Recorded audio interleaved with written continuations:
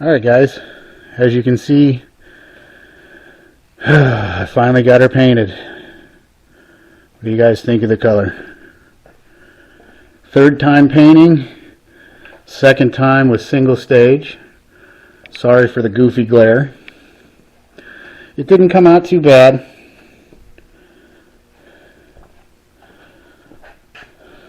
Of course, the camera's going to make it look a little bit better than what it really kind of truly is. There is, quite a bit of dirt and dust and stuff like that in it. I don't know, maybe you can tell. You can see a little bit, yeah. But other than that, I mean, no issues. I love the way that it's sprayed. Got that door on. I like the gap.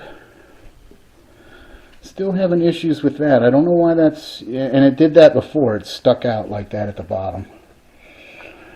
I did get a sag on the other side. I can't really go over there. Right here and right here. I had my fenders sitting over there. I did get a run on there on one of the fenders. I know exactly how I got the run. I should be able to take care of that since this is a solid color. That should probably buff out. I don't know whether or not I'm going to actually color sand this.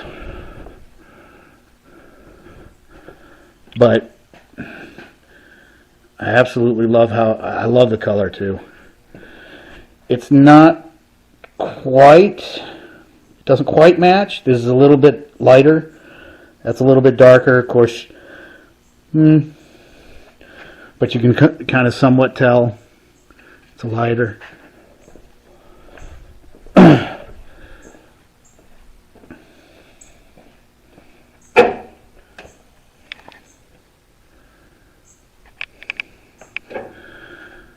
Sorry I didn't bring you guys in when I was painting it, but while I was painting it, the only thing you're really going to see is me painting it and the air compressor running all the time. But now it's time to start this. Get this engine all torn down, get it cleaned up, get it ready. And one of the reasons why I wanted to show you this was, I know there's a lot of channels out there that like to do a first start and then see how, will it make it 500 miles home, 1,000 miles home and stuff like that. I enjoy those channels. I like them. I think it's pretty neat, but if I would have done it with this car, which is one of the reasons why I don't do it, this car is 50 years old. Who knows the last time it was started? When I got it, it didn't have any tags on it, so I don't know when it was last tagged, when it was last out on the road.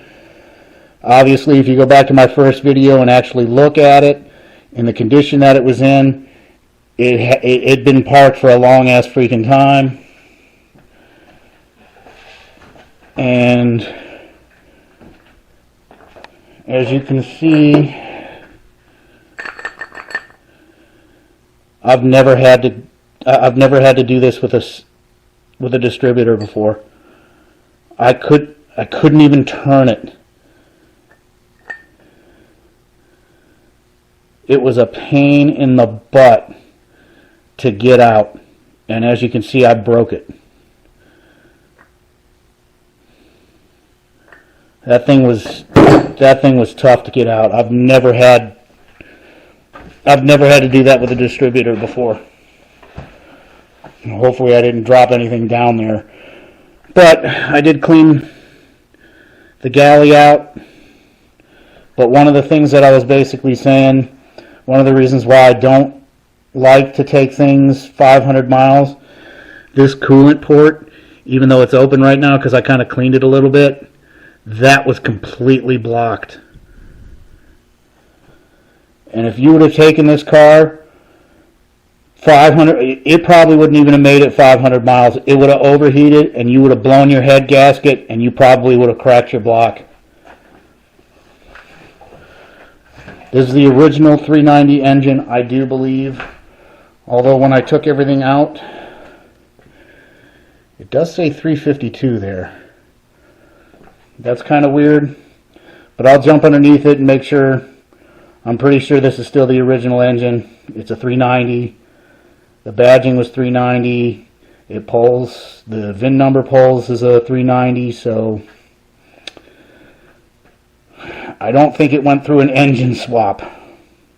If it did go through an engine swap and it does pull up as a 352, then the mileage of that being 32,000 miles on it, then yeah, it would be, it rolled over.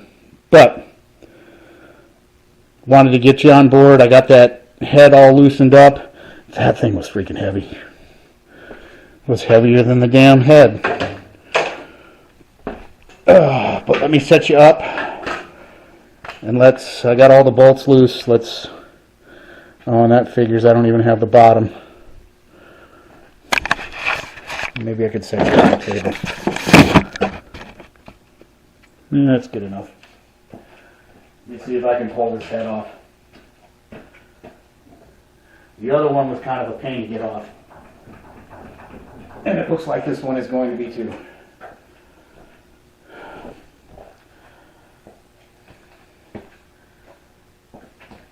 Ugh.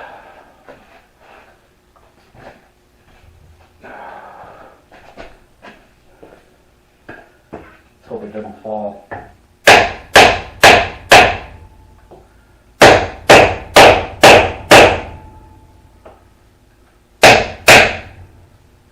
Wood.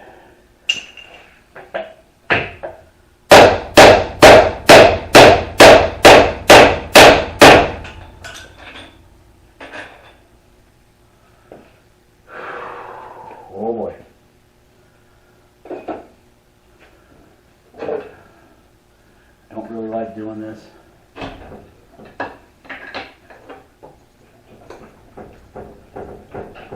There it goes.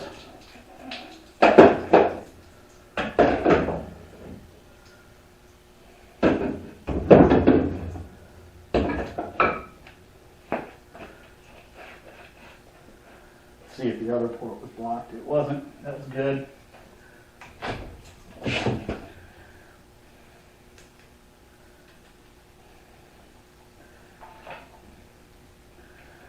I will be taking these to the machine shop. I kind of figured I wanted to clean them myself, but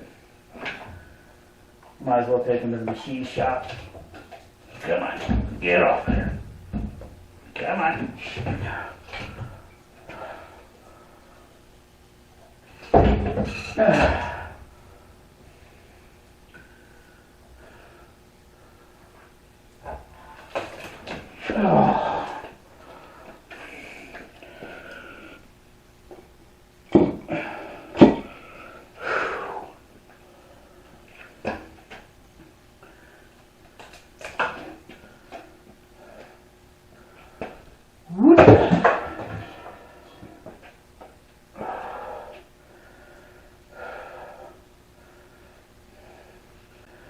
As far as everything else is concerned, I mean, it's got a little bit of a lip.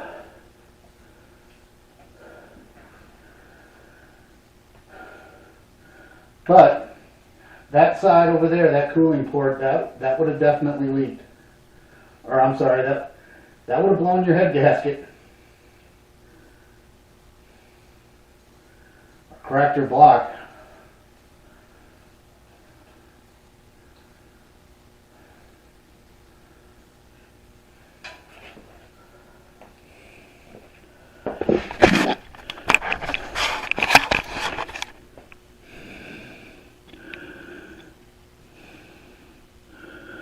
Not bad.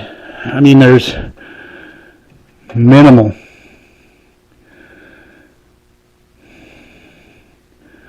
Pistons look really good.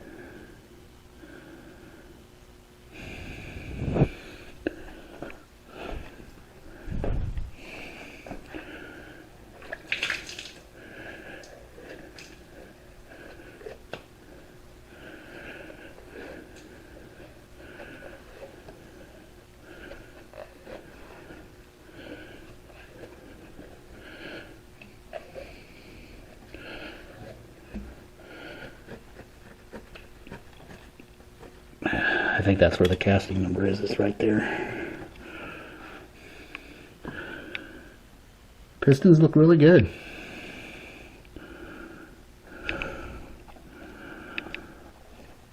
Like I said, I mean, it catches. It's got a little bit of a lip. Not bad, though.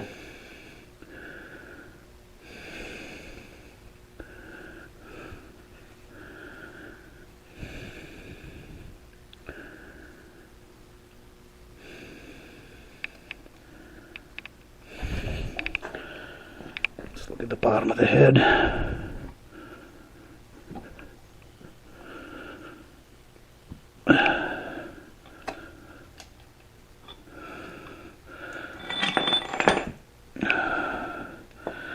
That one's a little chewy, a little rough.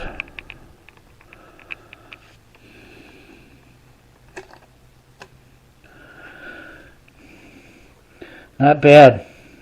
I mean, they look good.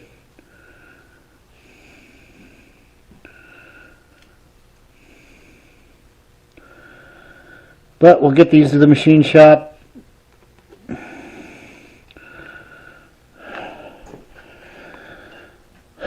Probably be able to finish all this stuff, you know, because it'll probably still be a while before I can get this thing actually on the road. The machine shops are just so backed up. It's good that they're getting a lot of work, but you know, it'll give me time to get the things that I need for this, because the entire weather stripping kit for this is $850. So it'll give me enough time to get this and finish this up.